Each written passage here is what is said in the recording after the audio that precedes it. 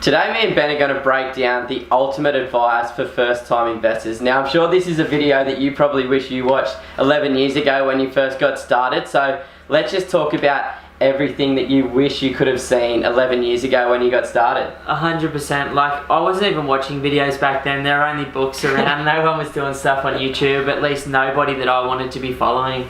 I guess that's the best thing about 2018 now. Like, there's so many podcasts and YouTube videos and tutorials, books, webinars, events that you can go to just try and learn a little bit more and make sure that, you know, you alleviate some of those fears. 100%. Like, there's so much good access to information out there and other people that are doing it and documenting and sharing their journey that it does make it a lot easier. Because I think, you know, getting real about this, one of the major issues that we have as first timers is fear. The fear of getting started, or the fear of not knowing enough, or not having the right strategy in place, or not feeling comfortable, or not having anybody around us that's done it before in the way that we want to do it. You know what I mean? Oh, for sure, because we grew up in a society or a community where investing wasn't even a thing. Like, people were just like standard poor dad. If you've seen or read the Robert Kiyosaki stuff about Rich Dad Poor Dad, like,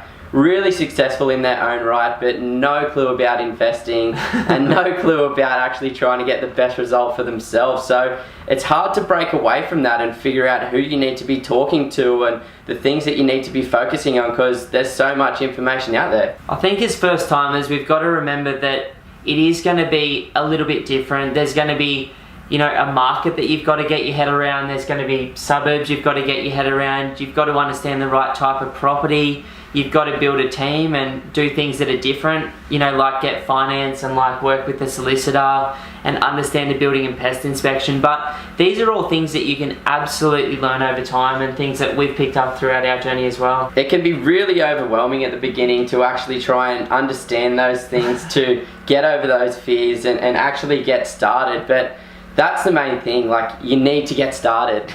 There's nothing that's going to happen until you start doing stuff, and no matter how many of our videos or the podcasts you're listening to or the books you're reading or the mags you're reading, you know, until you actually make that decision that I'm going to find out what I can borrow, then I'm going to identify the right type of property and go and buy it, it's not going to become real. And I remember sitting on the fence myself for at least 9 months, and before that 9-month period when I was ready to buy it, I'd been reading about property for about 2 years.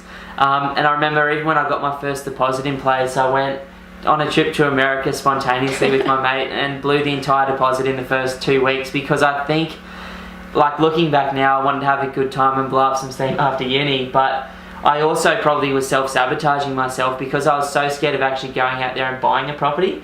It was easier to not be in a position to do one, so I wouldn't recommend that for anyone. But you know, these are the crazy things we sometimes do as first timers. Like, I almost did a similar sort of thing a couple of months ago.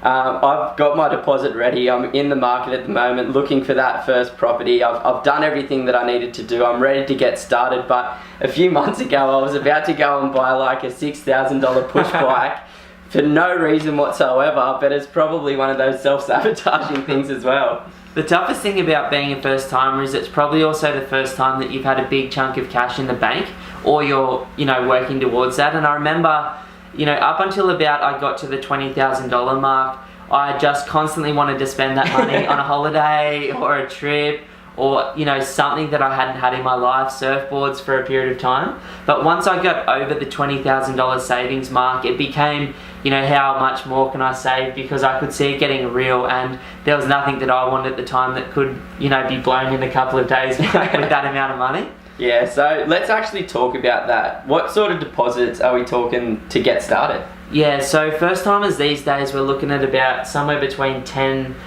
up to 20% depending on the bank. You know, that's the one way to go and do it, and that's probably the hardest way.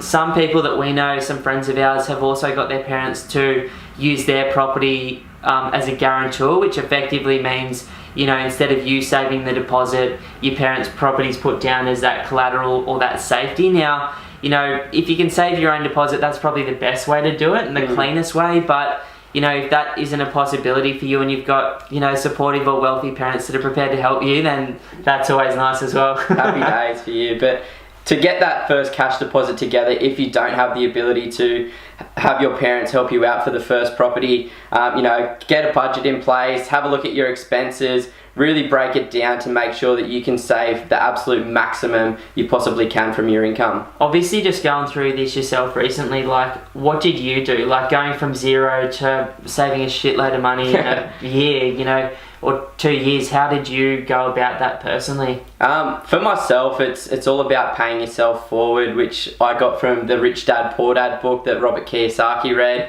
Paying yourself first. So before I would pay for any of my expenses, my rent, my phone bill, my car, all of those things, I would actually put a deposit into my savings account, into my term deposit that initially I couldn't touch. So to actually get money out of that account, I made my mum go as a signer, as a sign for that money. So, when you're 24, 25 years old, as Ben says, you've got a lot of cash in the bank.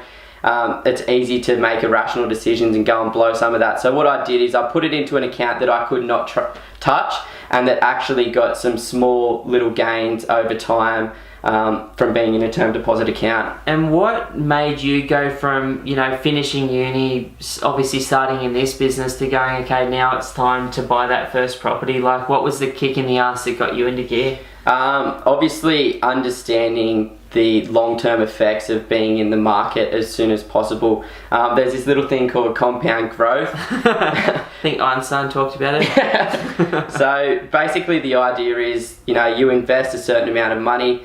Over time that grows in value. The sooner that you can get in the market, the more time that's going to have to grow in value. So I understood this from quite a young age, luckily. Getting into the market at 25, we talk to people that have been in the market at 20, 22 years of age, and, clapping to them, because that's just amazing. But we have one client that was 17, bro. Yeah, it's just insane, absolutely insane. And it's just understanding that the long-term effect of being in the market. We were playing with the compound growth calculator before, and to see how easy it is to become a millionaire is just insane in today's day and age. Yeah, like, let's say you were to go buy a $500,000 property as your first home, or with your partner, and that property was to just grow in value by 5% a year for the next 20 years, which isn't breaking any records. In fact, it's significantly below the long-term averages in Sydney, Melbourne and Brisbane. And, you would have turned that 500K into 1.3 million bucks over the next 20 years without doing anything, without saving any more money. So imagine you did that a couple of times. Like, if you had two 500K properties, worth $1 million and held them for 20 years at 5% per annum, we're talking about a position now of property worth 2.6 million bucks. Now, imagine you also had a goal to pay off all of that debt. You'd be worth $2.6 million by just owning two properties in 20 years, if that could work out. So it can be very, very easy to really set your future up, but the hard thing is going against the curve and actually investing when other people around you aren't yet. Yeah, exactly. So one of the other things that I did to get myself in a position is learn as much as I possibly can. Now, you've got to be careful here, because you don't want to get information overload or analysis paralysis, but it's super important to make sure that you're investing in the right assets at the right time. Yeah, so for me personally, I'm a huge visual guy. I like to watch stuff, so YouTube's massive for me. I also subscribe to a bunch of people's newsletters. Like, we produce one that we release each week. There's a bunch of other amazing ones like Michael Matusik, Core Logic, John Gant. Like, there's some really, really good ones. Phil Anderson's newsletter that just keep me in the loop. I also love listening to podcasts as well when I get the chance, when I'm driving and stuff. So there's some epic property podcasts like On Property, like the Pumped On Property Show, like the Property Couch, where there's just really, really good value there, where people aren't asking you for anything either. Yeah, and I'm huge auditory, like, I like to listen. So I've got Audible as well, and I listen to anywhere between 1 and 3 books a month on that. It's so easy when you're driving to work, when you're training, when you're just going for a walk, whatever it may be. But it's really easy, and there's so many books on there about investing, about becoming a better person, whatever it might be. Harry Potter's on there as well. How was Harry? I haven't listened to that one yet. I wonder who's doing the voiceover for Harry.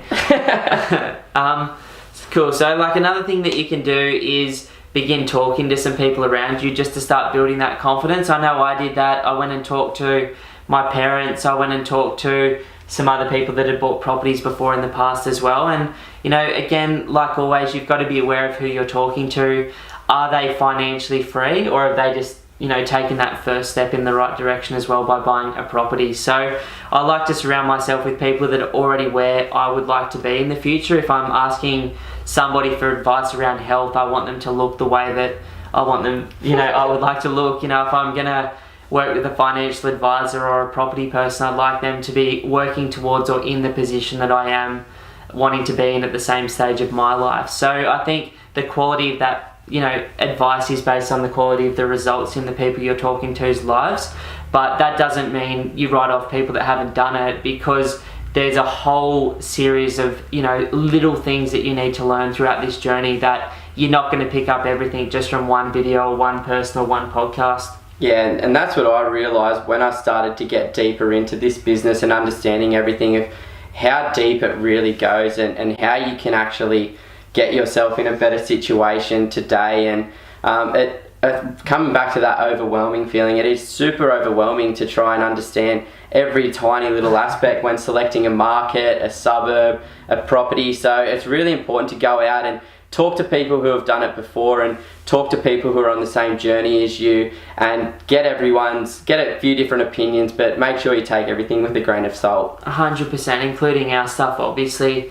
So, you know, once you've gone through that process of learning as much as you can and realizing that you actually do have to take action, and you've realized that you are going to feel different types of fear as you go through this journey, and that's completely normal. Just create space for that, acknowledge that that's how you're going to feel, and that no matter how much you learn, that's not going to change first time around.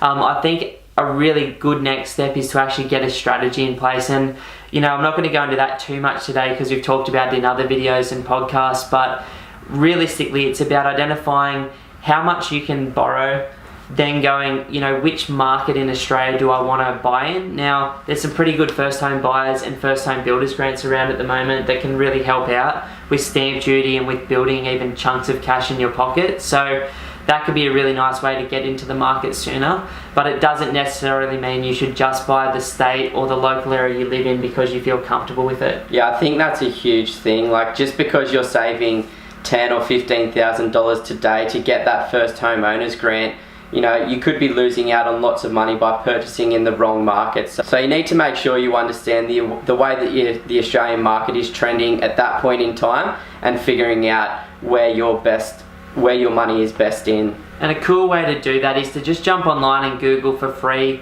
HTW month in review report. They create like a really cool little clock where you can just see where you live and maybe where you want to invest in that particular month of that particular year. It's a really nice guide just to sort of see, well, in 2018, Sydney is at the start of the decline, Brisbane's at the rising market stage, you know, Perth's kind of almost at the bottom now, and Melbourne might be at the top of the market type thing. So you can get a bit of an idea, because one thing I've learned from buying quite a few properties since I got started is, you know, you make your money from when you buy. And if you think about Sydney or Melbourne 7 years ago from today, if you had bought there, you'd obviously be in a great position. And so you want to be thinking 7 years forward from today, where would be the best place to place my money? So identifying how much you can borrow, which market to target, then, you know, focusing on one or two suburbs within that market.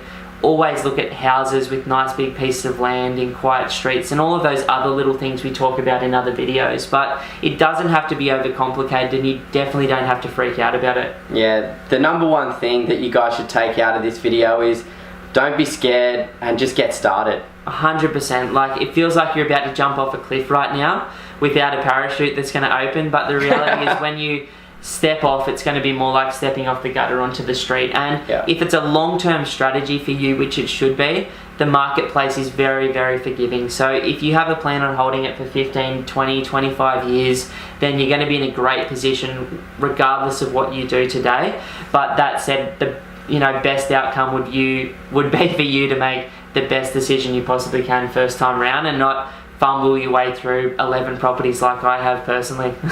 Exactly. So if you haven't done so yet, guys, please subscribe and follow our channel. That'd be great. Yeah. Really appreciate your time and good luck. Just remember, have that confidence and go out there and make it happen. You.